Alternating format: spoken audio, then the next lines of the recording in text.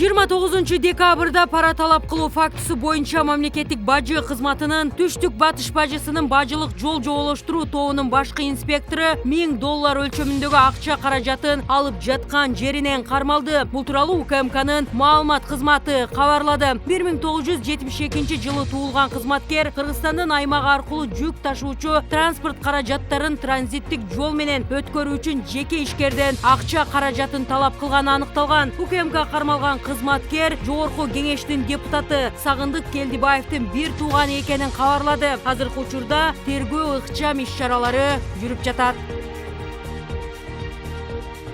Ишенип берилген мүлктү менчиктеп максатсыз колдонгон деп шектелип, Бишкек мэринин мурдагы орун басары кармалды. Бул тууралуу УКМК билдирди. Ал шаар жетекчисинин турак жай коммуналдык чарба боюнча орун басары болгон. Бишкек асфальт сервис ишканасында жана Бишкек мэриясында болгон коррупциялык схемалар аныкталды. Тагыраагы жолдорду куруу боюнча мамлекеттик сатып алуулар маалында шектүүгө тааныштыгы бар компанияларга артыкчылык берилген деп айтылат маалыматта. Иликтөө маалында 2015-2019 жылдар аралыгында колдонгон компанияларга 100 миллион сомдук муниципалдык заказдар берилгени белгилүү болгон. Бирок жумуштар толук көлөмдө аткарылган эмес. Шектүү 29-декабрда кармалып, УКМКнын убактылуу кармоо жайына киргизилди. Бишкек мэринин 2019-2020 жылдагы орун басары Амантуров Мирлан Казылаевич туура келүүдө. Ал Бишкек асфальт сервис ишканасында 2007-2019 жылдар аралыгында жетекчи болуп эмгектенген.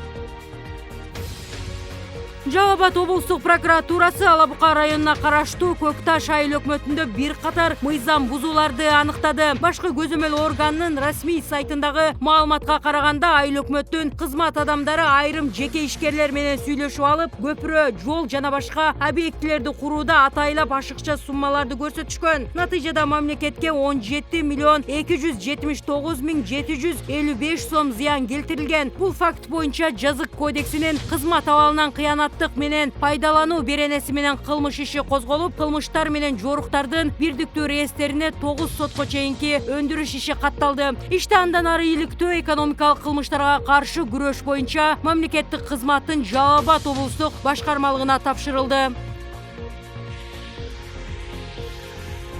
Сокулукта сабалган 6 жашар Рамазандын иши сотко өттү. Бул боюнча баланын жактоочусу Шердар Абдыкапаров билдирди. Жактоочунун айтымында Рамазандын абалы жакшы, баланын апасы ага келелек. Рамазан нарында таенеси менен жашайт. Иш сотко өткөрүлгөн, бирок күнү белгилене элек, дейт Шердар Абдыкапаров. Эскерте кетсек, Сокулук районунда жашаган Рамазан өгөй атасы тарабынан каттуу сабалып, ооруканага түшкөн. Бир нече күндөн кийин апасы күйөөсүнө каршы арызын кайтарып алган.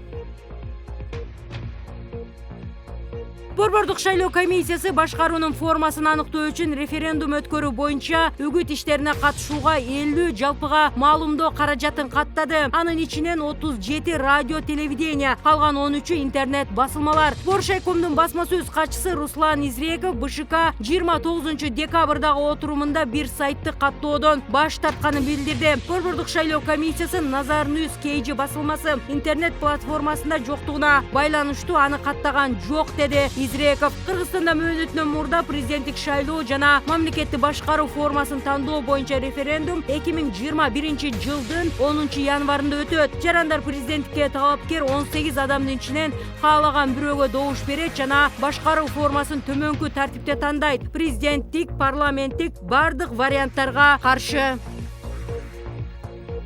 Премьер-министрдин милдетин аткаруучу биринчи вице-премьер-министр Артем Новиков Орусиянын Кыргызстандагы элчиси менен жолугуш өткөрдү. Ал Кыргызстандын бюджеттик тутумун колдоо үчүн $20 миллион финансылык жардам үчүн Орусияга ыраазычылык билдирди. 25-декабрда Орусия Кыргызстанга кайтарымсыз негизде $20 миллион өлчөмүндө жардам көрсөтөрү кабарланган. Ал акча бюджеттик кызматкерлердин эмгек акысы, аз камсыз болгон үй бүлөлөргө пенсия жана жөлөк пулду, ошондой эле саламаттык сактоо тутумун каржылоого багытталган. Артем Новиков мындан тышкары эки өлкө ортосундагы соода экономикалык жана инвестициялык кызматташтыкты кеңейтүү боюнча жол картасынын долбоорун даярдоо тууралуу макулдашууга жетишилгенин кабарлады. Орус элчиси Николай Удовиченко кызматташтыкты улантууга кызыктар экенин, жол картасы боюнча толуктоолорду соода экономикалык кызматташтыкта жана гуманитардык долбоорлорду алга жылдырууга негиз болуп берерине ишеним билдирди.